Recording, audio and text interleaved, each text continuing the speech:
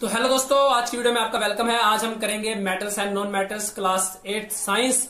तो कोशिश यही रहेगी कि हमारे जितने भी इम्पोर्टेंट टॉपिक्स हैं, जितने भी इम्पोर्टेंट क्वेश्चंस हैं, सबको हम इस वीडियो में कवर करें। क्लास नोट्स के लिए हमारी ये वीडियो है। चैप्टर के सभी इम्पोर्टेंट टॉपिक्स के नोट्स बनाए हुए हैं, सबकी डिटेल एक्सप्लेनेशन होगी। अगर आपको समझ में आ जाए तो काफी अच्छा। मैं कोशिश करूंगा कि आपको सभी क्वेश्चंस जो है वो अच्छे से समझ में आ जाएं। अगर कोई क्वेश्चन, कोई टॉपिक आपको समझ में नहीं आता है तो आप कमेंट करके जो है उस क्वेश्चन के बारे में पूछ सकते हैं। साथ ही अगर आप चाहते हैं किसी और टॉपिक या किसी और क्वेश्चन के बारे में या किसी और लेसन के बारे में पूछना, तो आप उसके बारे में भी कमेंट कर सकते हैं। तो चलिए सबसे पहले पढ़ते हैं फिजिकल प्रॉपर्टीज ऑफ मेटल, यानी मेटल्स की हमारी फिजिकल प्रॉपर्टीज क्या होती हैं। तो पहला है कि जो हमारी मेटल्स हैं ये जनरली जो है सॉलिड इन स्टेट होते हैं, यानी जो मेटल्स हैं ये हमारी नेचर में सॉलिड स्टेट में मिलती हैं। बट इसमें एक एक्सेप्शन है, वो है हमारा मरकरी। मरकरी जो है ये हमारी ऐसी मेटल है जो कि नेचर में लिक्विड स्टेट में हमें मिलती है, या यूं कहें कि रूम टेम्परेचर पर जो मरकरी है वो लिक्विड स्टेट में होती है। और मरकरी जो है इसका यूज किया जाता है थर्मोमीटर्स में टेम्परेचर को मेजर करने के लिए। उसके बाद हमारा सेकंड पॉइंट है कि जो हमारी मेटल्स हैं ये एक खास तरह का मेटेलिक लस्टर जो है ये शो करती हैं। अब मेटेलिक लस्टर क्या होता है? तो क्या होता है कि जो हमारी मेटल्स हैं इनकी सरफेस जो होती है वो एक खास तरह के कैरेक्टरिस्टिक मैनर या कलर में जो है वो शाइन करती है। आपने देखा भी होगा, चाहे आयरन मेटल हो या हमारी सिल्वर या गोल्ड हो, सभी मेटल्स में एक खास तरह की कैरेक्टरिस्टिक शाइन होती है और इस शाइन को हम मेटेलिक लस्टर के नाम से जो है वो जानते हैं। इसके बाद हमारा नेक्स्ट पॉइंट है कि जो हमारी मेटल्स हैं ये जनरली जो है वो हीट और इलेक्ट्रिसिटी की गुड कंडक्टर्स होती हैं, यानी कि ये हीट और इलेक्ट्रिसिटी को अपने से इजीली पास होने देती हैं। इसीलिए जो हमारी वायर्स हैं इलेक्ट्रिसिटी की वो मेटल्स की बनाई जाती हैं, और जो हमारे बर्तन हैं जिनमें हम फूड को कुक करते हैं वो भी जो है वो मेटल्स के होते हैं, ताकि वो हीट को इजीली कंडक्ट कर सके और अपने से पास होने दें। तो गोल्ड और हमारी जो सिल्वर है ये हमारी ऐसी मेटल्स होती हैं जो कि बेस्ट कंडक्टर होती हैं हीट और इलेक्ट्रिसिटी की। गोल्ड का केमिकल फॉर्मूला Au और सिल्वर का केमिकल फॉर्मूला हमारा होता है Ag। देन इसके बाद बारी आती है कि जो हमारी मेटल्स हैं ये जनरली मैलिएबल और डक्टाइल होती हैं। तो मैलिएबिलिटी और डक्टिलिटी क्या होता है? देखो, मैलिएबिलिटी जो है ये हमारी मेटल्स की ऐसी प्रॉपर्टी होती है जिसका यूज करके हम मेटल्स को जो है अगर हम हैमर करेंगे तो उनको हम पतली पतली शीट्स में कन्वर्ट कर सकते हैं। आपने देखा भी होगा कि जो आयरन है या और भी हमारी मेटल्स हैं, अगर आप उनको हथौड़े से या किसी स्ट्रोंग चीज से बीट करोगे तो वो टूटने की बजाय वो उनकी शेप जो है वो धीरे धीरे चेंज होने लगती है, और इस प्रॉपर्टी को हम कहते हैं मैलिएबिलिटी। दूसरी तरफ मेटल्स की एक प्रॉपर्टी होती है डक्टिलिटी। डक्टिलिटी क्या है? डक्टिलिटी हमारी मेटल्स की ऐसी प्रॉपर्टी है जिसमें हम मेटल्स को जो है स्ट्रेच करके पतली या थिन वायर्स में कन्वर्ट कर सकते हैं। तो ये कहने का मतलब था कि जो हमारी मेटल्स हैं ये हमारी मैलिएबल भी होती हैं और डक्टाइल भी होती हैं, यानी कि आप मेटल्स को शीट्स में भी कन्वर्ट कर सकते हो और वायर्स में भी कन्वर्ट कर सकते हो। एंड गोल्ड हमारी जो है ये सबसे ज्यादा डक्टाइल मेटल होती है। Gold is the most ductile metal. इसके बाद हमारा नेक्स्ट पॉइंट है कि जो हमारी मेटल्स हैं ये जनरली हार्ड होती हैं, सॉलिड होती हैं। बट हमारी कुछ मेटल्स ऐसी हैं जैसे कि सोडियम, पोटेशियम और लिथियम, ये हमारी ऐसी मेटल्स होती हैं जो कि हमारी होती हैं सॉफ्ट मेटल्स। ये मेटल्स इतनी सॉफ्ट हैं कि आप इनको नाइफ या हिंदी में कहें चाकू की मदद से भी कट कर सकते हैं। उसके बाद हमारा नेक्स्ट पॉइंट आता है मेटल्स की प्रॉपर्टीज का, कि जो हमारी मेटल्स हैं इनका मेल्टिंग और बॉइलिंग पॉइंट काफी ज्यादा हाई होता है, यानी कि अगर आपको मेटल्स को बॉईल करवाना है या मेटल्स को मेल्ट करवाना है तो उनको काफी हाई टेम्परेचर पे जो है गर्म करना होगा, हीट करना होगा, तभी हमारी मेटल्स जो है वो मेल्ट या बॉईल होंगी। बट इसमें भी हमारी एक्सेप्शन होती है, वो है मरकरी, गैलियम और सीजियम। ये हमारी ऐसी मेटल्स हैं, जैसे मरकरी जो है ये हमें नेचर में लिक्विड स्टेट में मिलती है। दूसरी तरफ गैलियम, ये हमारी ऐसी मेटल है, अगर आप इसको जो है अपनी हथेली यानी कि पाम पर रखेंगे तो ये जो है हमारी मेटल लिक्विड या मेल्ट होना स्टार्ट हो जाती है। तो ये जो हमारी मेटल्स हैं ये हमारी ऐसी मेटल हैं जिनका मेल्टिंग और बॉइलिंग पॉइंट काफी कम होता है, बट जनरली जो हमारी मेटल्स हैं इनका मेल्टिंग एंड बॉइलिंग पॉइंट काफी ज्यादा हाई होता है। तो चलिए इसके बाद बात करते हैं नॉन मेटल्स की फिजिकल प्रॉपर्टीज की। तो नॉन मेटल्स जो हैं ये नेचर पर जो है तीनों ही स्टेट्स में मिलती हैं, यानी कि नॉन मेटल्स हमारे सॉलिड, लिक्विड और गैसेस तीनों ही फॉर्म में जो है नेचर में अवेलेबल होती हैं। इसके बाद बात आती है नॉन मेटल्स की। तो नॉन मेटल्स जो है ये लस्टर को शो नहीं करती, यानी कि नॉन मेटल्स की जो सरफेस है वो डल होती है, किसी भी तरह की जो है शाइन को शो नहीं करती। बट इसमें भी एक एक्सेप्शन है, वो है आयोडीन। आयोडीन हमारी इकलौती ऐसी नॉन मेटल है जो कि शाइन करती है, या अदर वर्ड्स में कहें तो लस्टर को शो करती है। इसके बाद हमारा थर्ड पॉइंट है कि जो हमारी नॉन मेटल्स है वो हीट और इलेक्ट्रिसिटी की बैड या हम कहें पुअर कंडक्टर होती है। यहाँ हीट आएगा। जो नॉन मेटल्स है हमारी हीट और इलेक्ट्रिसिटी की बैड कंडक्टर्स होती हैं। बट इसमें एक एक्सेप्शन है, वो है ग्रेफाइट। ग्रेफाइट हमारी ऐसी नॉन मेटल है जो कि हीट और इलेक्ट्रिसिटी की गुड कंडक्टर होती है। इसीलिए जो मेटल्स की हमारी इंडस्ट्रीज होती हैं उसमें मेटल्स को मेल्ट करने के लिए जो बड़े बड़े क्रूसेडर्स होते हैं उनको बनाने में हम ग्रेफाइट का यूज करते हैं। इसके अलावा फोर्थ पॉइंट है कि जो हमारी नॉन मेटल्स हैं ये ब्रिटल होती हैं। ब्रिटल जो है ये मैलिएबिलिटी और डक्टिलिटी का ऑपोजिट है। नॉन मेटल्स को अगर हम हैमर से बीट करेंगे तो इसको हम शीट्स में कन्वर्ट नहीं कर सकते, इनको हम वायर्स में कन्वर्ट नहीं कर सकते, क्योंकि नॉन मेटल्स हमारी ब्रिटल होती हैं। यानी कि अगर आप इनको थोड़े से बीट करेंगे तो ये टूट जाएंगी, ब्रेक हो जाएंगी और आप इनको पाउडर बना सकते हैं इनका। यानी कि जो हमारी नॉन मेटल्स हैं ये ब्रिटल होती हैं। इसके बाद हमारा फिफ्थ पॉइंट है कि नॉन मेटल्स जो है ये मेटल्स के कंपैरिजन में सॉफ्ट होती हैं। बट नॉन मेटल्स में भी एक एक्सेप्शन है, वो है डायमंड।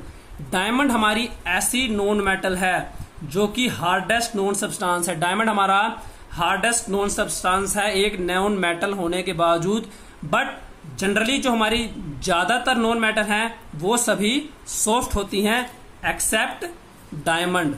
देन हमारा सिक्स्थ पॉइंट है कि जो हमारी नॉन मेटल्स हैं इनका मेल्टिंग और बॉइलिंग पॉइंट जो है वो काफी लो होता है। ये काफी कम टेम्परेचर पर ही मेल्ट हो जाती हैं और काफी कम टेम्परेचर पर ही बॉइल होना स्टार्ट हो जाती हैं। इसके बाद करते हैं कि जो हमारी मेटल्स हैं ये ऑक्सीजन के साथ कैसे रिएक्ट करती हैं। तो जो हमारी मेटल्स हैं ये ऑक्सीजन के साथ रिएक्ट करने पर अपने जो है मेटल ऑक्साइड्स फॉर्म करती हैं। यानी कि अगर आप किसी मेटल की ऑक्सीजन से रिएक्शन करवाओगे तो इस रिएक्शन में हमारा जो कंपाउंड बनेगा वो होगा मेटल ऑक्साइड। जो हमारा प्रोडक्ट होगा वो होगा मेटल्स ऑक्साइड। फॉर एग्जाम्पल ले लेते हैं, ये एग्जाम्पल जो है एग्जाम में कई बार पूछा भी जाता है कि अगर आप मैग्नीशियम रिबन को बर्न करेंगे तो क्या होगा। तो जब हमारी मैग्नीशियम जो कि हमारी एक मेटल है इसको आप बर्न करेंगे तो बर्न करने पर क्या होगा कि ये ऑक्सीजन से रिएक्ट करेगी और रिएक्ट करने के साथ साथ जो हमारी मैग्नीशियम रिबन है ये जलता है व्हाइट डेजलिंग फ्लेम के साथ। यानी कि एक व्हाइट शाइनिंग जो है आपको लाइट या फ्लेम जो है वो प्रोड्यूस होगी और हमारा मैग्नीशियम रिबन जलना स्टार्ट हो जाएगा। और ऐसे में आपको मिलेगा एक व्हाइट या ग्रे कलर का पाउडर। जब मैग्नीशियम हमारा जल जाएगा तो आपको ग्रे या व्हाइट कलर का पाउडर मिलेगा और ये पाउडर जो होगा हमारा ये होगा मैग्नीशियम ऑक्साइड, जिसकी हमारी रिएक्शन से बनता है। मैग्नीशियम और ऑक्सीजन की आपस में कुछ इस तरीके की रिएक्शन होती है और इससे जो हमारा प्रोडक्ट बनता है वो हमारा होता है मैग्नीशियम ऑक्साइड। तो चलिए आगे देखते हैं कॉपर मेटल की हमारी ऑक्सीजन के साथ क्या रिएक्शन होगी। तो अगर आप कॉपर मेटल को ऑक्सीजन से रिएक्ट करवाएंगे तो जो हमारा कंपाउंड बनेगा वो हमारा होगा कॉपर ऑक्साइड। यानी कि कॉपर मेटल के ऑक्सीजन से रिएक्शन पर भी हमें मेटल ऑक्साइड ही जो है वो हमारा प्रोडक्ट होगा। इसके बाद हमारा एक क्वेश्चन बनता है इसी रिएक्शन से जो मिलता जुलता है कि आपने जो हमारे घरों में कॉपर के बर्तन या कॉपर वेसल्स होते हैं उन पर जो है ग्रीनिश कलर का है एक लेयर या डिपॉजिट देखा होगा। ऐसा कैसे होता है? तो ऐसा इसलिए होता है कि जब हमारे जो कॉपर वेसल है इसको आप काफी लंबे समय के लिए जो है एयर में या हवा के कांटेक्ट में रखते हैं तो जो हमारे जो कॉपर है ये वाटर जो हवा में प्रेजेंस होता है वाटर, कार्बन डाइऑक्साइड या ऑक्सीजन गैस, इन सबके साथ जो है रिएक्ट करता है। और रिएक्ट करने से क्या होता है? रिएक्ट करने से हमें मिलता है कॉपर हाइड्रोक्साइड और कॉपर कार्बोनेट। तो अब जो हमारे ये प्रोडक्ट बने कॉपर हाइड्रोक्साइड और कॉपर कार्बोनेट, ये आपस में मिलकर जो है हमारे कॉपर वेसल के ऊपर एक डल ग्रीन कलर की जो है कोटिंग चढ़ा देते हैं, जिसको हमें जो है रिमूव करना पड़ता है ताकि जो हमारे कॉपर वेसल हैं दोबारा से शाइन कर सके। बट ये प्रोसेस जो है ये कंटिन्यू चलता रहेगा जब तक हम हमारे कॉपर वेसल का जो है कांटेक्ट जो है एयर से या वाटर से जो है कनेक्ट या कट नहीं कर देते। जब तक हम हमारे कॉपर वेसल का कांटेक्ट एयर या वाटर से खत्म नहीं करेंगे तब तक हमारे कॉपर वेसल के ऊपर जो है ये ग्रीनिश कलर की जो लेयर है ये चढ़ती रहेगी। आपने देखा भी होगा जैसे हमारे जो सिल्वर या गोल्ड की जो ज्वेलरी होती है, क्या होता है आप उनको बार बार जो है साफ करवाते हैं बट कुछ समय बाद हमारे सिल्वर की जो ज्वेलरी है वो फिर थोड़ी थोड़ी जो है ब्लैक कलर की उसके ऊपर एक लेयर चढ़ने लगती है। वो भी ऐसा इसलिए होता है क्योंकि हमारे सिल्वर मेटल जो है वो वाटर या एयर से रिएक्ट करती है। उसी तरीके से हमारी एक और रिएक्शन होती है, वो होती है हमारी आयरन मेटल की, जो कि हम सब ने ही देखी है। तो ऐसा क्या होता है, जब हमारी जो आयरन मेटल है ये लंबे समय तक हवा के कांटेक्ट में रहती है तो हवा में जो मॉइस्चर या वाटर ड्रॉपलेट्स हैं और ऑक्सीजन, उनसे जो है हमारी आयरन मेटल जो है ये रिएक्ट करती है। कुछ इस तरीके की रिएक्शन होती है।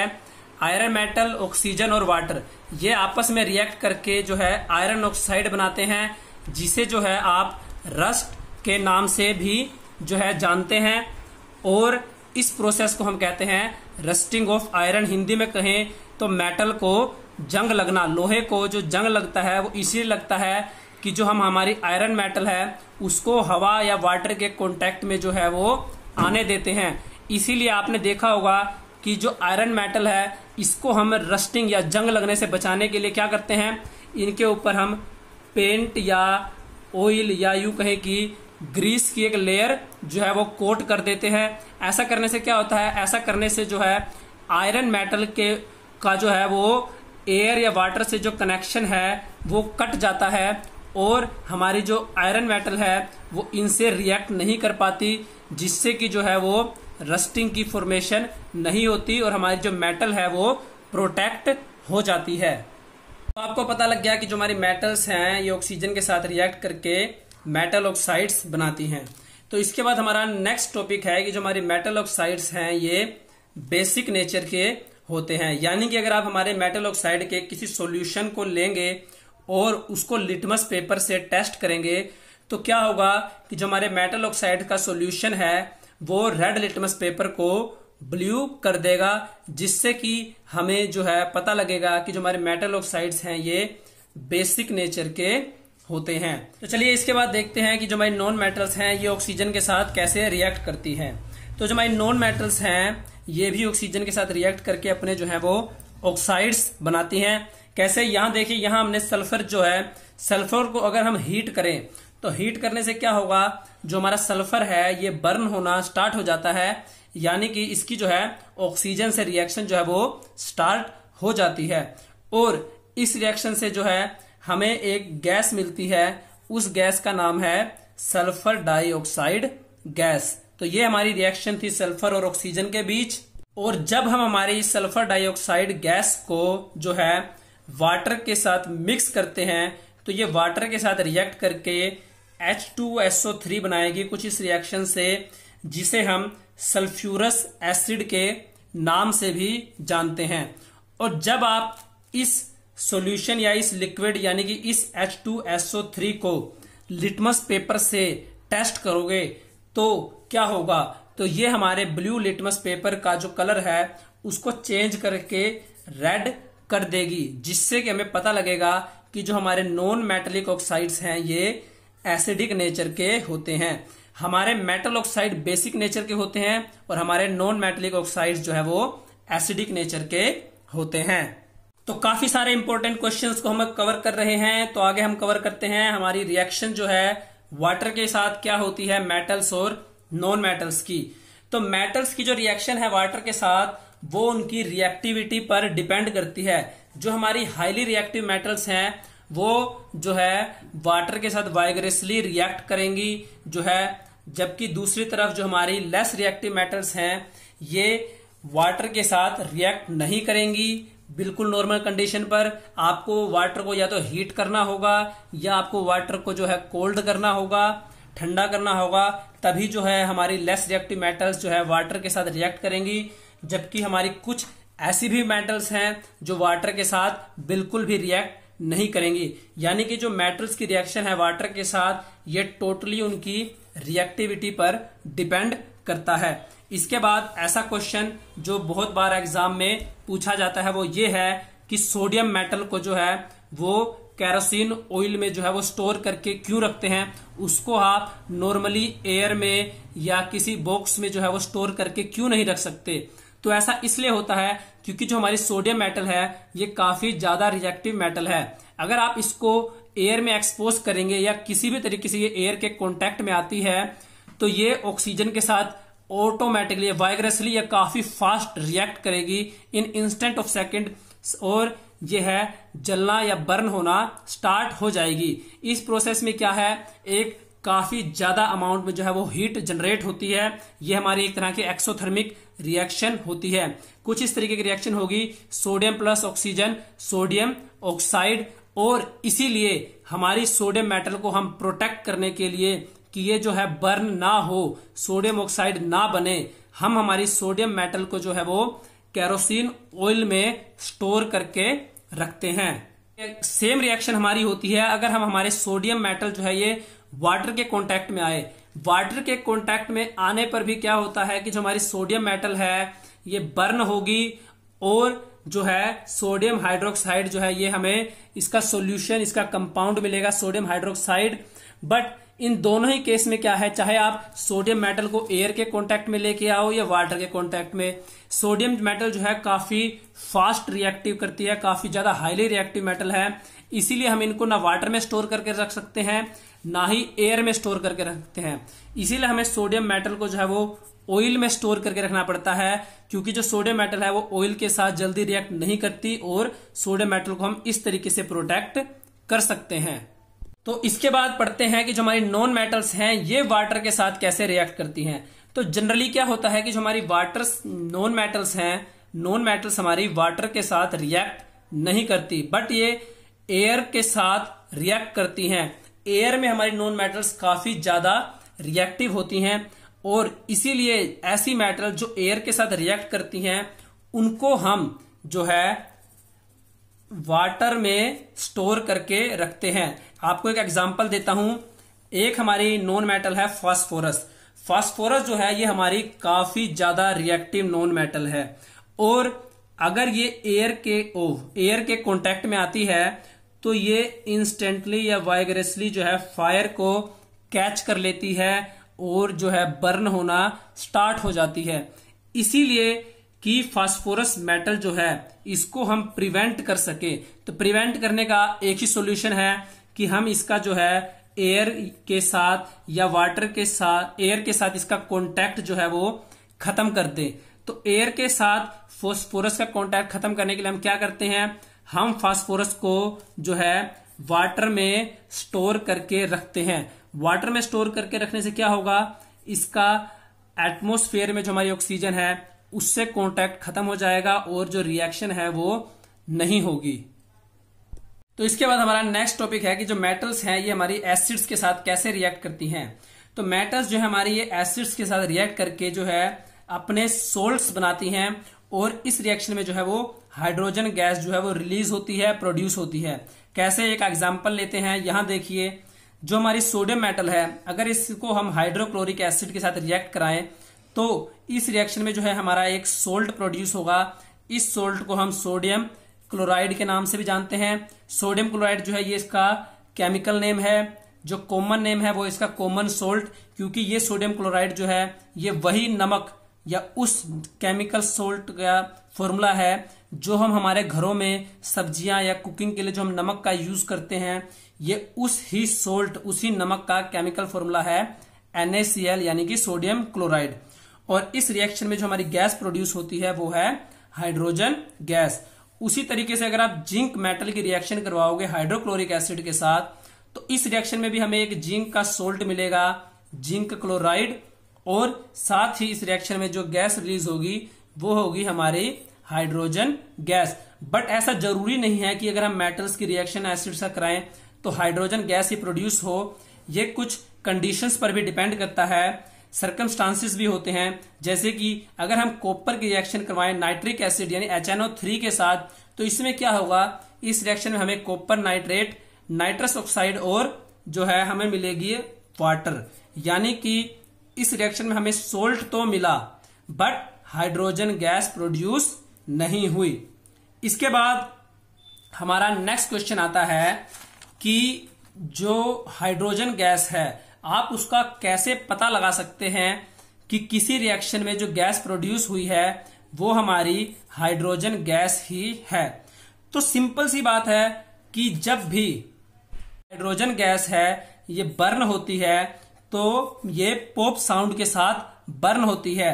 यानी कि अगर आप किसी बर्निंग कैंडल को या लाइटर को जो जल रहा हो उसको आप गैस के या हाइड्रोजन गैस के जो है पास लेके जाएंगे और वो हमारी गैस अगर बर्न होना स्टार्ट हो जाए और आपको पॉप साउंड जो है ये सुनाई दे, तो आप डायरेक्टली कह सकते हैं कि जो हमारी गैस है वो हाइड्रोजन गैस है।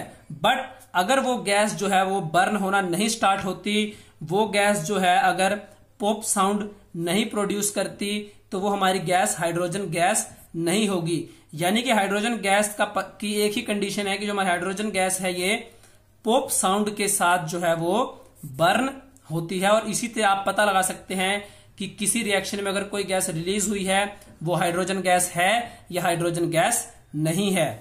इसके बाद नॉन मेटल्स की एसिड्स का क्या रिएक्शन होती है। तो जनरली जो है हमारी नॉन मेटल्स जो हैं ये एसिड्स के साथ रिएक्ट नहीं करती। इसके बाद हमारा नेक्स्ट टॉपिक है कि मेटल्स और नॉन मेटल्स जो है वो बेसिस के साथ कैसे रिएक्ट करती हैं। तो जो हमारी मेटल्स हैं ये बेसिस के साथ रिएक्ट करके जो है अपने सोल्ट जो है रिस्पेक्टिव वो सोल्ट प्रोड्यूस करेंगे और साथ ही इस रिएक्शन में हाइड्रोजन गैस निकलेगी। कैसे, मैं आपको एक एग्जांपल देता हूं। अगर आप एल्यूमिनियम मेटल को किसी बेस, मान लीजिए सोडियम हाइड्रोक्साइड हमारा बेस होता है, इसके साथ आप रिएक्ट करवाएं एल्यूमिनियम मेटल को, तो इसमें जो हमारे एल्यूमिनियम मेटल है ये अपना रिस्पेक्टिव सोल्ट बनाएगी सोडियम एल्यूमिनेट, और इस रिएक्शन में गैस प्रोड्यूस होगी। वो गैस हमारी होगी हाइड्रोजन गैस। आपको यहाँ रिएक्शन दी हुई है, एल्यूमिनियम मेटल, सोडियम हाइड्रोक्साइड और वाटर आपस में ये रिएक्ट करेंगे जिससे कि हमें मिलेगा सोडियम एल्यूमिनेट और हाइड्रोजन गैस। बट जो हमारी नॉन मेटल्स हैं ये जनरली बेसिस के साथ रिएक्ट नहीं करती। कुछ ऐसी नॉन मेटल्स हैं जो बेसिस के साथ रिएक्ट करती हैं, बट इस रिएक्शन में क्या होगा, इस रिएक्शन में ये अपने कंपाउंड्स या सोल्ट्स तो प्रोड्यूस करेंगी बट हाइड्रोजन गैस प्रोड्यूस नहीं करेगी। हाइड्रोजन गैस तभी प्रोड्यूस होती है जब हमारी मेटल्स जो हैं ये बेसिस के साथ रिएक्ट करती हैं, तो इस रिएक्शन में सोल्ट और हाइड्रोजन गैस प्रोड्यूस होती है। बट अगर हमारी नॉन मेटल्स जो हैं ये बेसिस का रिएक्ट करेंगी तो सोल्ट प्रोड्यूस होंगे बट हाइड्रोजन गैस प्रोड्यूस नहीं होगी। बात करेंगे हम displacement reaction. But displacement reaction करने से पहले कुछ इंपॉर्टेंट टर्म्स हैं वो आप पढ़ लीजिए ताकि आपको चैप्टर समझने में और आसानी हो। तो पहला हमारा टॉपिक है कि एटम्स क्या होते हैं। एटम्स जो होते हैं ये हमारे किसी भी मैटर के सबसे स्मॉलेस्ट पार्टिकल्स होते हैं। हमारे जितने भी हमारे जो सब्सटेंसेस है या मैटर है वो सभी के सभी जो है वो एटम से मिलकर बने होते हैं। हमारे जो लिविंग सब्सटेंसेस है जैसे ह्यूमंस या इनकी जो स्किन है, इनके ऑर्गन्स हैं, वो हमारे मिलकर बने होते हैं सेल्स से। और जो हमारे नॉन लिविंग सब्सटेंस या एलिमेंट्स हैं, ये हमारे मैटर मिलकर बने होते हैं एटम्स से। एटम्स हमारा ऐसा जो है जिसको आप फर्दर जो है डिवाइड नहीं कर सकते, बट हमारे जो एटम्स हैं ये फ्रीली मूव नहीं कर सकते। तो जो है एटम्स जो है ये आपस में कंबाइन होके बनाते हैं मॉलिक्यूल। मॉलिक्यूल जो है ये हमारा किसी भी मैटर का ऐसा स्मॉलेस्ट पार्टिकल है जो कि फ्रीली मूव कर सकता है। एटम्स हमारे स्मॉलेस्ट पार्टिकल होते हैं जिनको आप डिवाइड नहीं कर सकते, बट मॉलिक्यूल्स जो है ये फ्रीली मूव कर सकते हैं। और ये जो है कई सारे एटम्स के आपस में कंबाइन होने से मॉलिक्यूल्स जो है ये हमारे बनते हैं। इसके बाद हमारा नेक्स्ट टॉपिक है कि एलिमेंट्स क्या होते हैं। तो एलिमेंट्स जो होते हैं ये हमारे ऐसे सब्सटेंस होते हैं जो कि सेम टाइप ऑफ मॉलिक्यूल्स से जो है ये सेम टाइप ऑफ एटम्स से मिलकर बने होते हैं। मान लीजिए कि अगर हम बात करें ऑक्सीजन की, तो ऑक्सीजन हमारा ऐसा सब्सटेंस है जो कि सिर्फ ऑक्सीजन के एटम्स से जो है मिलकर बना होगा। इसमें सेम एक ही टाइप के जो है एटम्स होंगे, वो होंगे ऑक्सीजन के। तो ऐसे सब्सटेंस जो कि केवल एक ही टाइप के एटम्स या मॉलिक्यूल्स से मिलकर बने हो, उन्हें हम कहते हैं एलिमेंट्स। तो मेटलॉइड्स क्या होते हैं? आपने मेटल्स के बारे में पढ़ा, नॉन मेटल्स के बारे में पढ़ा। तो मेटलॉइड्स जो है ये हमारे ऐसे एलिमेंट्स होते हैं जो कि मेटल्स और नॉन मेटल्स दोनों की ही कैरेक्टरिस्टिक्स को शो करते हैं। यानी कि इनके अंदर मेटल्स की भी कुछ प्रॉपर्टीज होती हैं, नॉन मेटल्स की भी कुछ प्रॉपर्टीज होती हैं, और इसीलिए हम इनको मेटलॉइड्स के जो है नाम से जानते हैं। तो चलिए अब करते हैं डिस्प्लेसमेंट रिएक्शन। तो डिस्प्लेसमेंट रिएक्शन क्या होती है? डिस्प्लेसमेंट रिएक्शन ऐसी रिएक्शन होती है जिसमें एक एटम या फिर कुछ ग्रुप ऑफ एटम्स किसी दूसरे एटम और ग्रुप ऑफ एटम्स को उनके कंपाउंड से डिस्प्लेस करके अपना खुद का एक कंपाउंड बनाते हैं। तो उस रिएक्शन को हम डिस्प्लेसमेंट रिएक्शन कहते हैं। कैसे? यहां देखिए, ये हमारा एक एटम्स का कंपाउंड है कॉपर सल्फेट, और ये हमारे कुछ एटम्स हैं आयरन के। तो आयरन के एटम्स क्या करेंगे? ये हमारे कॉपर सल्फेट के एटम्स को उसके कंपाउंड से डिस्प्लेस करके अपना खुद का एक कंपाउंड बनाएंगे आयरन सल्फेट, और कॉपर को डिस्प्लेस कर देंगे। तो इस रिएक्शन को हम कहते हैं डिस्प्लेसमेंट रिएक्शन।